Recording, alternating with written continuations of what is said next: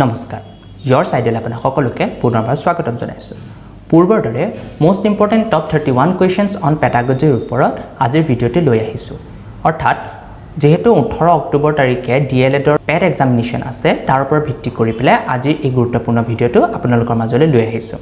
গতিকে আহকচোন পলম নকৰি ভিডিওটি আৰম্ভ কৰো আজি শিতানৰ প্ৰথমটি প্ৰশ্ন শ্ৰেণীকোঠাত পাঠদান কৰা সময়ত শিক্ষকজন ক'ত থাকিব লাগে ছাত্ৰ-ছাত্ৰীৰ সন্মুখত খিৰিকীৰ কাষত শ্ৰেণীকোঠাৰ মাজত ব্ল্যাকবোৰ্ডৰ কাষত আৰু ইয়াৰ শুদ্ধ উত্তৰটো হ'ব ছাত্ৰ-ছাত্ৰীৰ সন্মুখত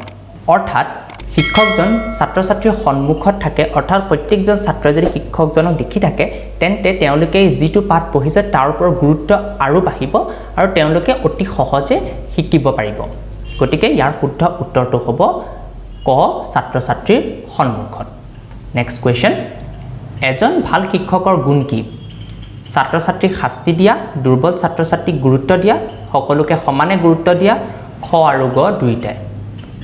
অতিকৈ গুৰুত্বপূৰ্ণ কোৱেশ্চন আৰু অতি সহজ আৰু ইয়াৰ শুদ্ধ উত্তৰটো হ'ব ঘ খ আৰু গ দুইটাই অৰ্থাৎ দুৰ্বল ছাত্ৰ-ছাত্ৰীসকলক গুৰুত্ব দিয়া আৰু সকলোকে অৰ্থাৎ শ্ৰেণীকোঠাত থকা সকলোকে সমানে গুৰুত্ব দিয়া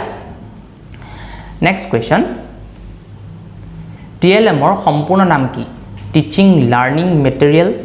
teacher learner medium teaching learning material teacher learning medium আৰু ইয়াৰ শুদ্ধ উত্তৰটো হ'ব টিচিং লাৰ্নিং মেটেৰিয়েল অতিকৈ সহজ আৰু অতিকৈ ইম্পৰ্টেণ্ট এই কুৱেশ্যনটো পৰীক্ষাত প্ৰায়ে অহা দেখা যায় গতিকে এইটো পৰীক্ষাৰ ফালৰ পৰা অতিকৈ গুৰুত্বপূৰ্ণ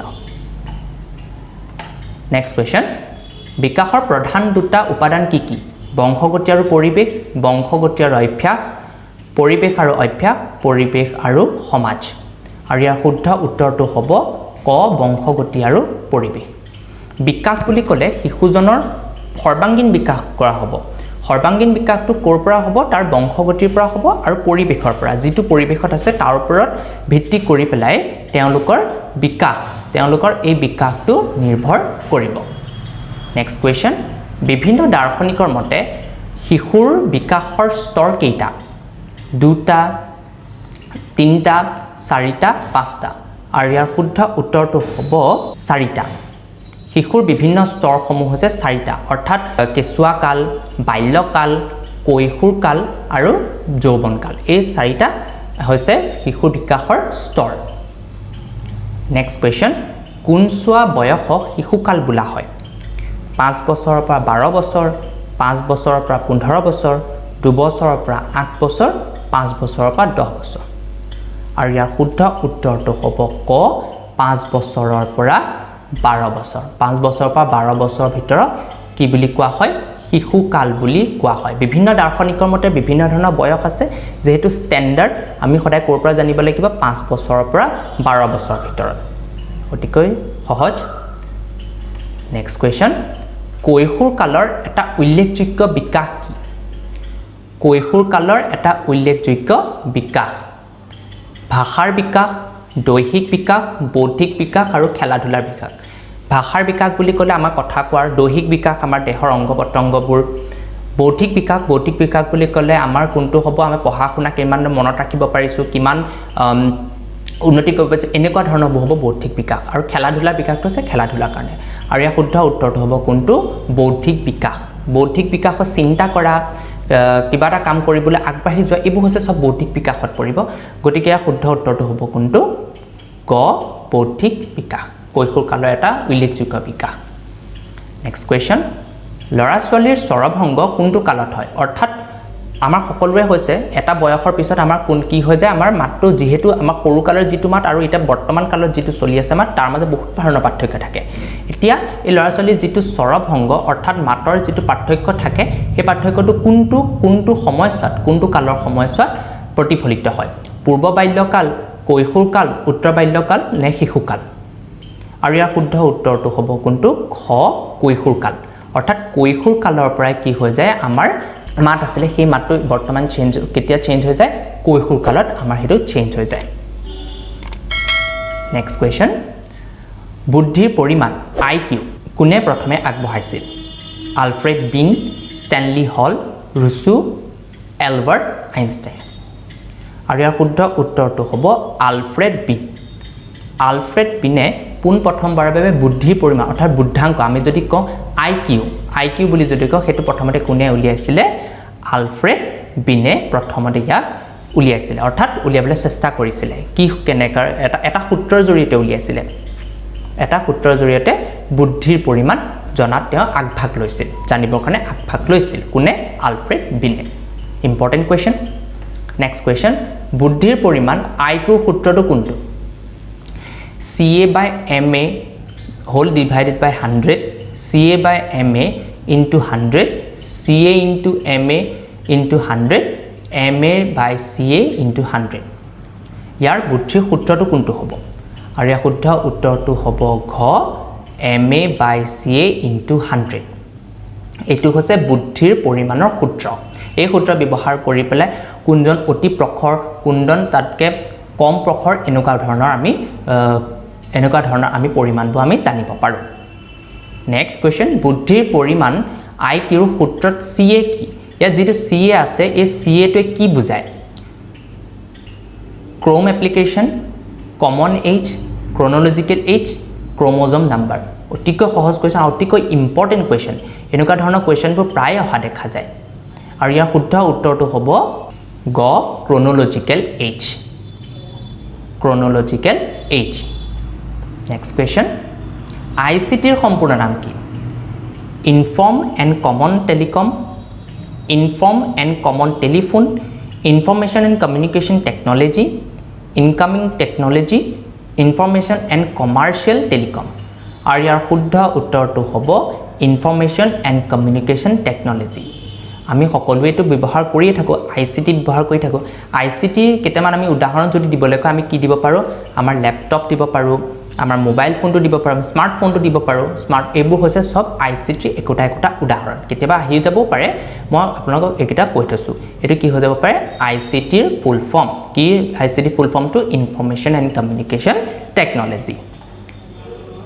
নেক্সট কুৱেশ্যন তলৰ কোনটো শ্ৰৱণ আহিলা নহয় শ্ৰৱণ মানে কি শুনা অৰ্থাৎ তলৰ কোনকেইটা আহিলা শ্ৰৱণ আহিলা ভিতৰত নপৰে ৰেডিঅ' টেপ ৰেকৰ্ডাৰ চাৰ্ট আৰু কম্পিউটাৰ দেখিয়ে গম পাইছে শ্ৰৱণ কোনটো হ'ব শুদ্ধ উত্তৰটো হ'ব কোনটো চাৰ্টটো শ্ৰৱণ আহিলা ভিতৰত নপৰে চাৰ্টখন আমি অকল চকুৰে অকল দৃশ্য আহিলাহে হ'ব পাৰে সেইখন নেক্সট কুৱেশ্যন তলৰ কোনটো শিক্ষাৰ নতুন ধাৰা নহয় পৰিৱেশ শিক্ষা শাৰীৰিক শিক্ষা ধৰ্মীয় শিক্ষা জনসংখ্যা শিক্ষা এটোটো গম পাইছে পৰিৱেশ শিক্ষা আৰু শাৰীৰিক শিক্ষা আমাৰ যেটো বিদ্যালয়বোৰত কৰাই হয় ঠিক একেদৰে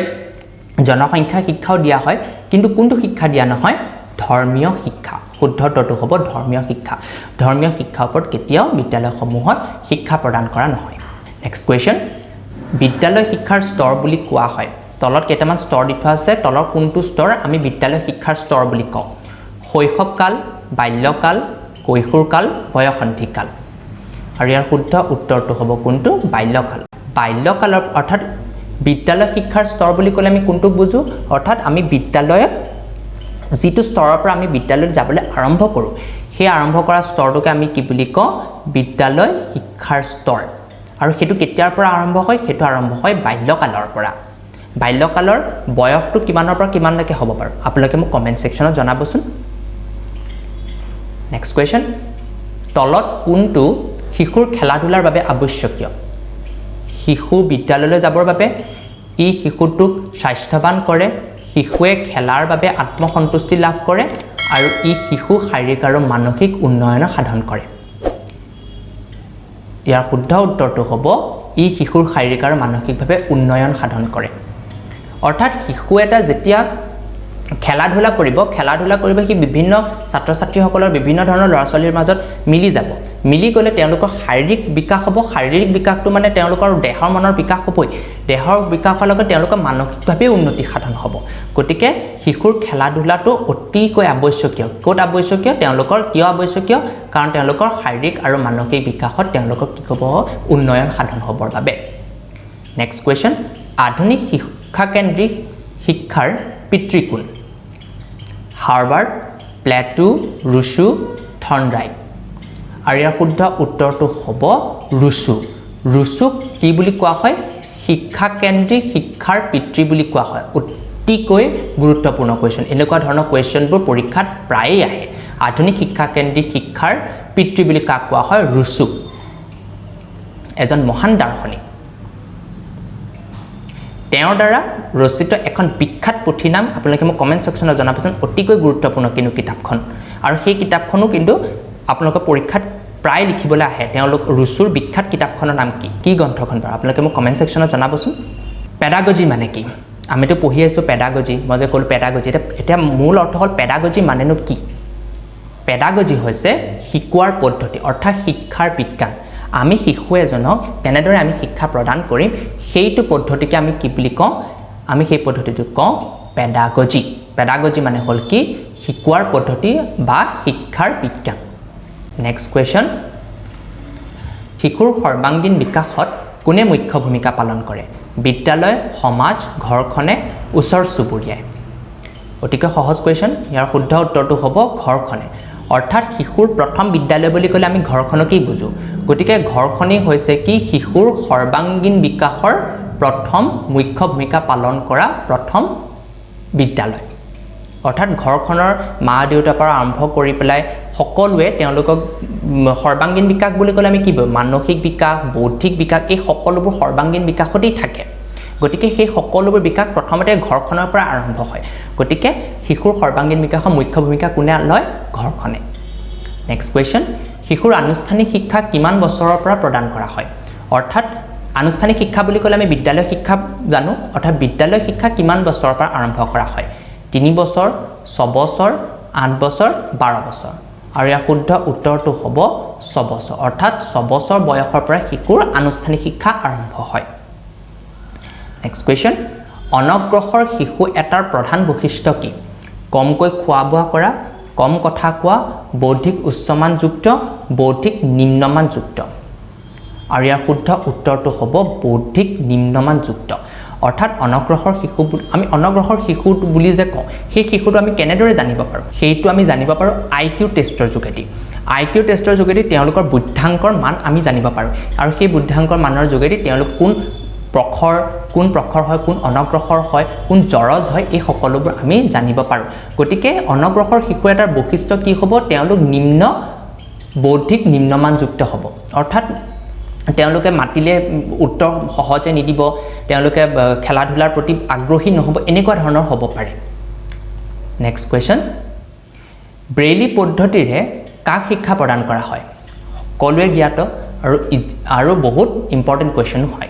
বধিৰসকলক অন্ধসকলক দিব্যাংগসকলক মুকসকলক আৰু ইয়াৰ শুদ্ধ উত্তৰটো হ'ব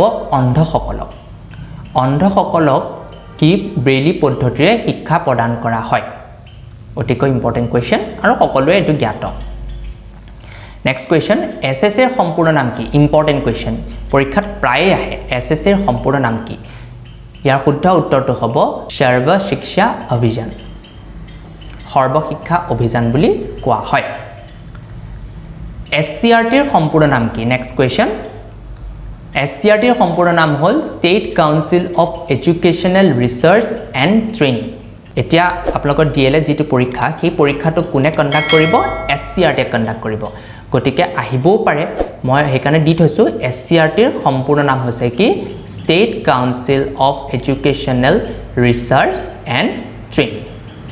এটো হল SCERTৰ সম্পূৰ্ণ নাম ঠিক একেদৰে NCERTৰ সম্পূৰ্ণ নামটো কি হ'ব এনেদৰে সুধিব পাৰে তেতিয়া ষ্টেটৰ ঠাইত কি লগাই দিব নেশ্যনেল লগাই দিব নেক্সট কোৱেশ্চন দীক্ষাৰ সম্পূৰ্ণ নাম কি আপোনালোকে সকলোতে শুনিছে দীক্ষা এপ শুনিয়ে আছে গতিকে দীক্ষাৰ সম্পূৰ্ণ নামটো কি দীক্ষাৰ সম্পূৰ্ণ নামটো হ'ল national digital infrastructure for teachers and students national digital infrastructure for teachers and students এটো হ'ল দীক্ষাৰ সম্পূৰ্ণ নাম নেক্সট কোৱেশ্চন NCTৰ সম্পূৰ্ণ নাম কি NCT যিবোৰ ডায়েট হওক BTC হওক নৰ্মাল স্কুল হওক এই সকলোবোৰ যিবোৰ টিচাৰ ট্ৰেইনিং ইনষ্টিটিউটবোৰ হয় সেই সকলোবোৰ আমাক কোনে কাৰ তত্ত্বাৱধানত থাকে এই সকলোবোৰ তত্ত্বাৱধানত থাকে NCTৰ তত্ত্বাৱধানত থাকে গতিকে এই NCTৰ সম্পূৰ্ণ নামটো কি NCTৰ সম্পূৰ্ণ নামটো হ'ল national council for teacher education অৰ্থাৎ তেওঁলোকে যেটো গাইডলাইন আৰু নৰ্মছ বান্ধি দিয়ে সেই ওপৰত ডিপেন্ড কৰি পেলাই আমাৰ এই সকলোবোৰ পাঠদান প্ৰক্ৰিয়া হয় এই সকলোবোৰ আমাৰ ট্ৰেইনিংবোৰ হয় এটো কাৰ জৰিয়তে হয় এনচিটিৰ জৰিয়তে হয় যেনেদৰে আমাৰ প্ৰত্যেকখন বোৰ্ড থাকে তেনেকৈ এনচিটি এখন হল টিচাৰৰ কাৰণে এখন বোৰ্ড নেক্সট কোৱেশ্চন টিইআই সম্পূৰ্ণ নাম কি টিইআই সম্পূৰ্ণ নাম হল teacher education institute teacher education institute যেনেদৰে উদাহৰণ আমি দিব পাৰো DIET BTC normal school CTE এইবোৰ হৈছে টিইআই নেক্সট কোৱেশ্চন শিক্ষা অধিকাৰ আইন কেতিয়াৰ পৰা কাৰ্যকৰী হৈছিল শিক্ষাৰ অধিকাৰ আইন 2009 2008 2007 2010 আৰু ইয়াৰ শুদ্ধ উত্তৰটো হ'ব 2010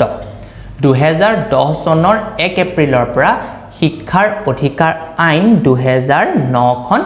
কাৰ্যকৰী হৈছিল প্ৰথম কেতিয়া হৈছিল 2009 আৰম্ভ হৈছিল 2009 আৰম্ভ হৈছিল কিন্তু কেতিয়াৰ পৰা কাৰ্যকৰী কৰা হৈছিল 2010 চনৰ 1 এপ্ৰিলৰ পৰা কাৰ্যকৰী কৰা হৈছে